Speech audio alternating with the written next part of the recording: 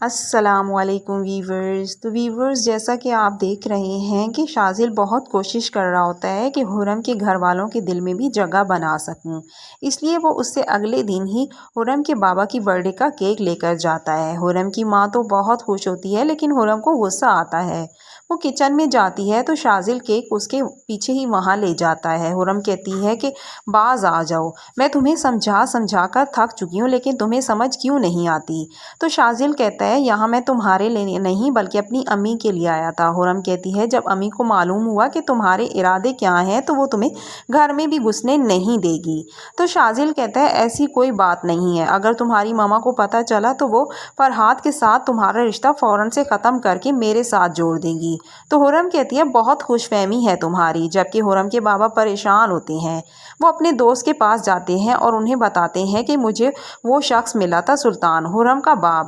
میں ڈر رہا ہوں کہ اگر اسے معلوم ہوا کہ خرم زندہ ہے، میرے پاس ہے، تو وہ کیا کرے گا؟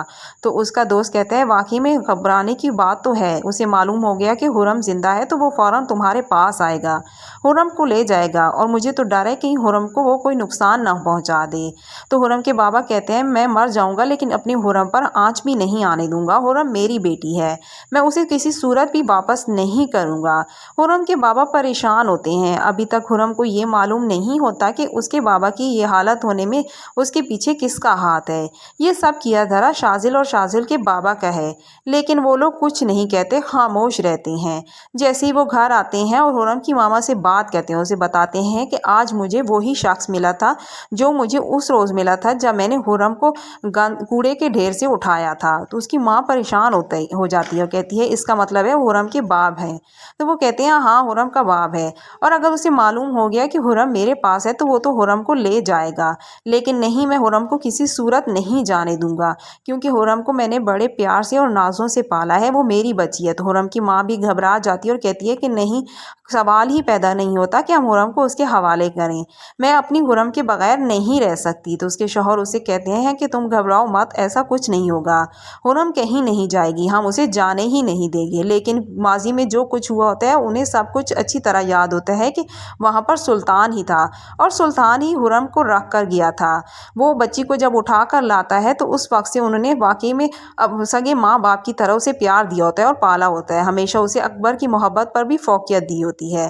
اسے کبھی اس بات کا احساس ہی نہیں دلایا ہوتا کہ وہ ان کی بیٹی نہیں ہے، بلکہ اس کو انہوں نے کوڑے سے اٹھایا تھا۔ خرم پر وہ دونوں جان دیتے ہیں اور خرم بھی ان سے بہت پیار کرتی ہے۔ خرم سے یہ بات چھپانا انہوں نے مناسب نہیں سمجھا، وہ چاہتے تھے کہ خرم کو معلوم رہے کہ وہ ہماری بیٹی نہیں ہے، کیونکہ یہ نہ ہو جب اسے پتہ چلے تو اسے دکھ پہنچے، اس لیے اس کے علم میں پہلے سے ہی یہ سب کچھ ہونا چاہیے۔ خرم کے بابا کو ابھی یہ معلوم نہیں ہوتا کہ سلطان کا بیٹا شاذل ان کے گھر آتا جاتا ہے، اور وہ نہ صرف فرحات کا اچھا دوست ہے بلکہ خرم کے ساتھ بھی پڑھتا ہے۔ جیسے ہی انہیں معلوم ہوگا تو وہ پریشان ہو جائیں گی کہ یہ تو سلطان کا بیٹا ہے، اور سلطان کا بیٹا ہے تو سمجھو خرم کا بھی کوئی نہ کوئی رشتہ ضرور ہے اس کے ساتھ۔ وہ گھبرا جاتے ہیں لیکن ابھی اس بات کا تذکرہ کسی کے سامنے نہیں کرتے۔ شاذل دیوانوں کی طرح ابھی بھی خرم کے پیچھے بھاگ رہا ہوتا ہے۔ سفیان کو یہ سب کچھ معلوم ہوتا ہے، وہ اپنے بابا سے کہتا ہے کہ بابا، اس کی دیوانگی میں تو دن بدن اضافہ ہوتا جا رہا ہے۔ تو اس کا باپ کہتا ہے کہ بیٹا، عشق چیز ہی ایسی ہے، اگر ساتھ رہو تو دگنی اور ساتھ نہ رہو تو 4 دفعہ زیادہ بڑھ جاتی ہے۔